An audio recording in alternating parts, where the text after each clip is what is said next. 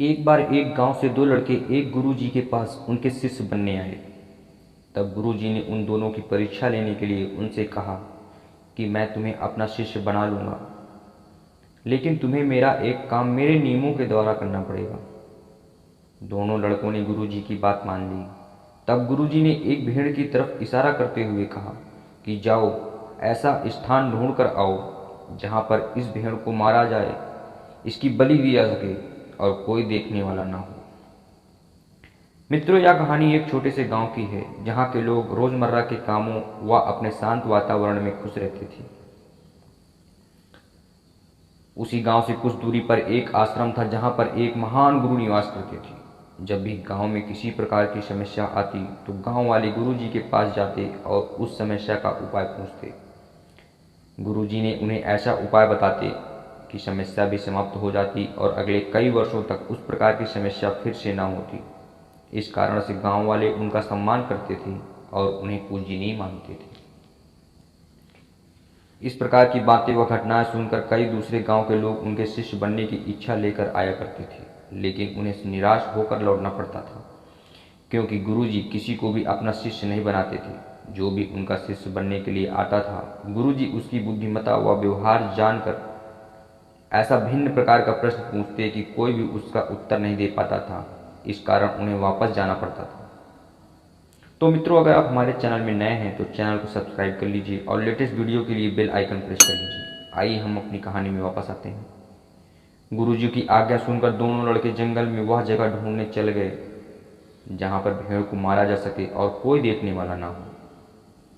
बहुत समय कोशिश करने पर पहले लड़के को एक गुफा मिली जहां घना अंधेरा व सन्नाटा था। उस लड़के ने सोचा कि यही स्थान भेड़ को मारने के लिए उचित रहे, क्योंकि यहाँ पर कोई देखने वाला नहीं है। दूसरा लड़का भी वह स्थान ढूंढने की कोशिश कर रहा था जहाँ पर कोई देखने वाला ना हो, लेकिन उसे वह स्थान मिल नहीं पा रहा था, क्योंकि वह जहाँ भी जाता वहाँ उसे कोई न कोई पक्षी या जानवर या कोई व्यक्ति मिल ही जाता। अंत में उसे वही गुफा नजर आई जहाँ पहला लड़का गया था। उसने कुछ देर उस गुफा को देखा और वापस गुरुजी के पास आश्रम चला गया।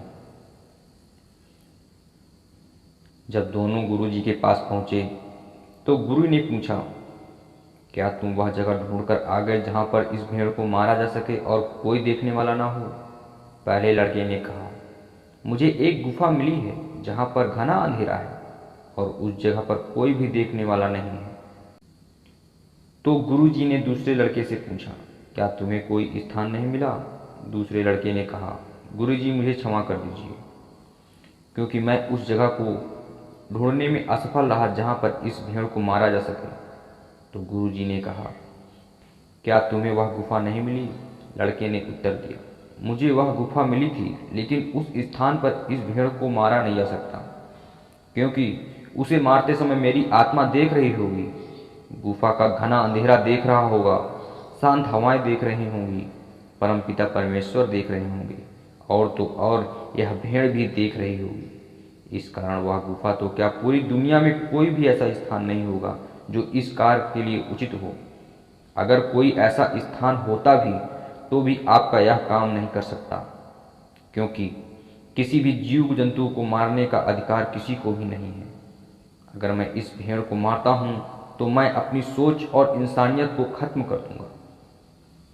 यह बात सुनकर गुरुजी ने उसे अपने गले से लगा लिया और आजीवन उसे अपना शिष्य बना लिया।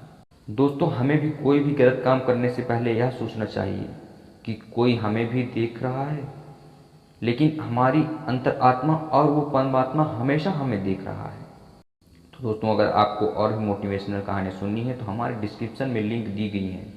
मित्रों, अगर आपको यह कहानी पसंद आई तो वीडियो को लाइक कीजिए, हमारे यूट्यूब चैनल जीपी इंस्पायर्ड को सब्सक्राइब कीजिए और हमारी लेटेस्ट वीडियो की नोटिफिकेशन के लिए बेल आइकन प्रेस कीजिए। धन्यवाद।